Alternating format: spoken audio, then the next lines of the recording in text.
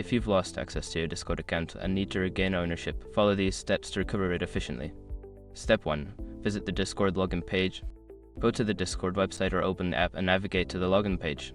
Here, you will enter your email address and password associated with your account.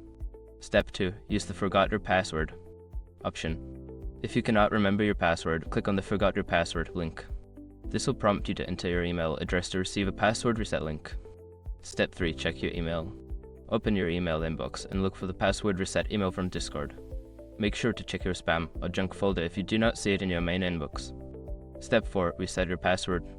Click the link in the email to reset your password. Follow the instructions to create a new password that is strong and secure. Step 5. Enable two-factor authentication. Once you regain access to your account, go to User Settings and enable two-factor authentication 2FA for added security. This will help protect your account from future unauthorized access.